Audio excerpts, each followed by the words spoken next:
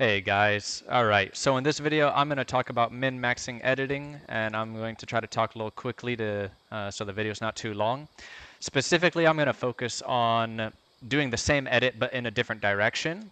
So like this edit in that direction, or the same edit in that direction, and how changing the way you do it in certain situations can give you a small advantage. I will also, at the end, go through an example of doing a different edit to achieve the same goal and how you can get an advantage out of that.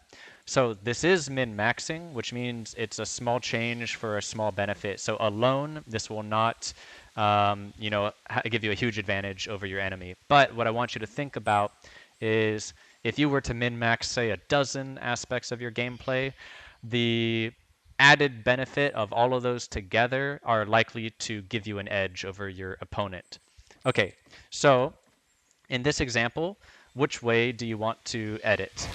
Most people just go based off their preference, and their preference is normally whatever they did to begin with and got used to, or whatever felt just more natural and comfortable to them. But in gaming or outside of gaming, when you have a preference, it simultaneously often points to a weakness. If there is a valid reason to sometimes use a different method that is not your preference, then in those situations you will be weak. And that is why, in general, it is good to practice doing things multiple ways so you're more well-rounded, you're more flexible, and ready for different situations.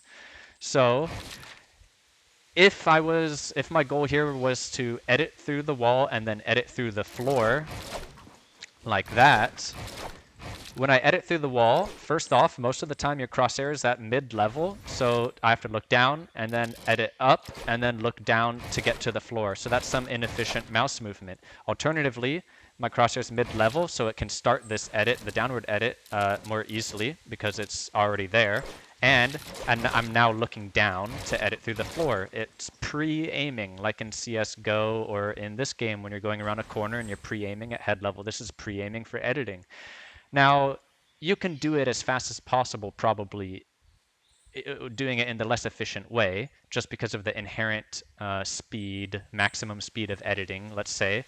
But if you do it in the more efficient way, it's more fluid because your crosshair ends up where you already want it to be. And with more fluidity comes more consistency, less mistakes.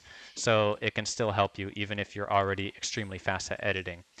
Alternatively, if you were going to edit through the roof, then editing in the upward direction helps position your crosshair for that. Or if you're going to build, if you're going to edit through and then build a floor, or build a floor above your head, then that can determine what direction is best to edit in. Now, this is an editing course that I discovered on the competitive subreddit, which I will link in the description for the source. I highly recommend practicing this course. It's very difficult and is a quick way to improve your editing speed. Okay, so here's how the course works. First you edit through this wall, then you reset the pyramid, then you edit through this wall, and then you edit through the ramp, and then you edit through this wall, and then you edit through the floor and the pyramid, then you edit the pyramid into a ramp, and then you go into practicing whatever you want, like floor skip into ramp tunnel or 90-degree turns. Okay. So what I was just explaining over there, the direction of editing, doing the same edit in a different direction, that really came into play when I was practicing this course, which I still haven't perfected. I started noticing common places that I was messing up, and then I decided to consider, what if I edit it in the other direction? Does that really make that big of a difference? And this is like an extreme example of editing, and so the benefit is amplified more than usual in this type of situation. So normally what I was doing was I was editing up here, and a lot of times I and a lot of people exaggerate the flick and end up a little bit higher or a little bit more to the side. And that's kind of like a safety precaution to make sure that you fully get the last tile before confirming the edit, because if you do it like really short and fast, then this happens sometimes and you screw it up, right? So my crosshair would end up kind of up here, which is totally fine for the next portion of the sequence, because I could reset this ramp pretty much anywhere where my crosshair is, right? But what would happen is I would reset it, right? But then the next edit, I need to go bottom left, and my crosshair is kind of top right. So I would turn quickly, and a decent amount of the times, because I'm trying to go as fast as possible to get this wall as early as possible so I have as much time to complete the edit before I run into the wall. But I would end up hitting the top of the pyramid sometimes, and if that happened, there was no salvaging the situation. It was just immediate. I would run into the wall every time. Didn't have enough time to fix it in time. So I started trying to, I was like, what if I do it in this direction, right? So going in this direction, it still is the same for the next piece. I can edit it right away, but now my crosshair ends up being lined up perfectly as soon as I come over the top of the pyramid for the next edit. So that helped me. I wasn't as rushed to start the next edit because my crosshair was already there, and it made it easier to focus on as soon as I come over the pyramid, now I can press the edit key instead of having to aim and go quickly at the same time, right? So now the next edit, go through here. My muscle memory is to kind of flick up and to the left because I'm going to edit the left side of this wall, and flick up because I'm used to flicking up a little bit in this situation, so my crosshair ends up at mid-levels, ready to like try to headshot people. And so that naturally flowed into editing down. But then when I would edit down, by the time I would look up, I would take, one extra step here and be pretty close, and would end up a lot of times in here and not be able to edit this tile without either looking straight up or looking down and completing that, editing that tile. So my momentum would be stopped a lot of times there because of being a little bit slow to get that edit started on the floor right there. So what I started doing here was practicing not flicking so high and staying down low, so that when I complete this edit, my crosshair is now down here. Now I can flick up, and now my crosshair is pre-aimed and ready to do this edit, and that helped me significantly to increase my consistency to get through this portion right here. All right, on to the last bit here. These are doing some different edits to achieve the same goal.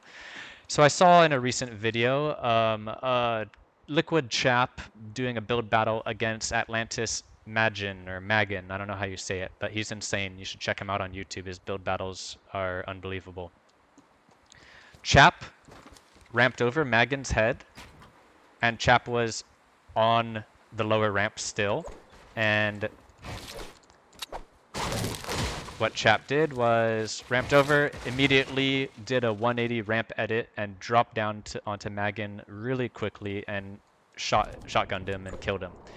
It was so fast because he was able to start the edit before he even reached the top of the ramp, so that the edit was complete as soon as he got onto the ramp and dropped down.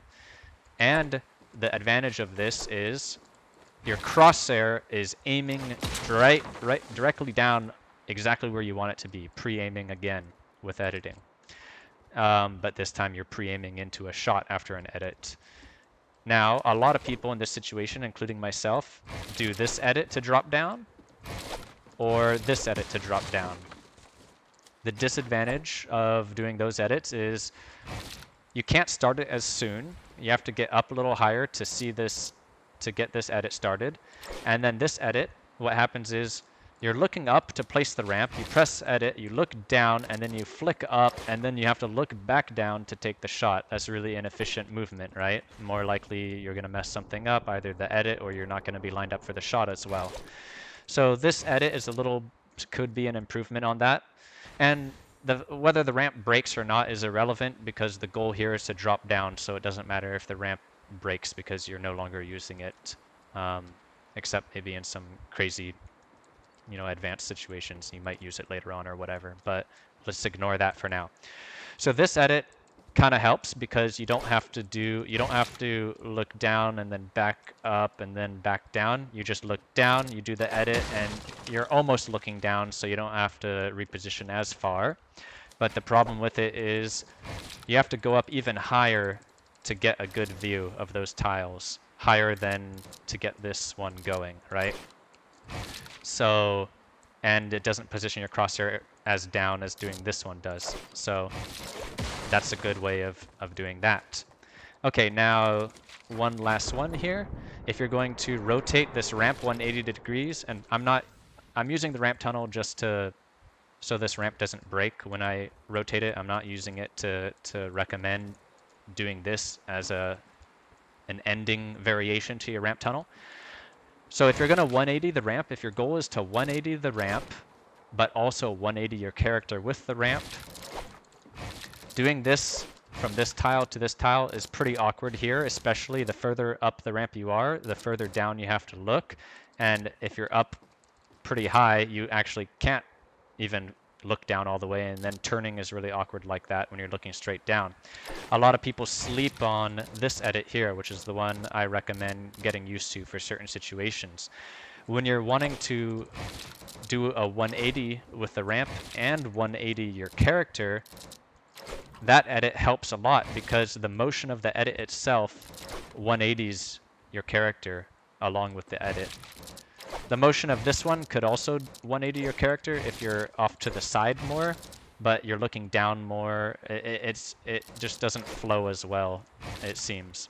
And especially the problem of this, like I was talking about, it being awkward like this. Alright, so there you go. That's everything for this video. I plan on doing some other videos on editing. So I hope this helps. Thank you for watching, and have a good rest of your day.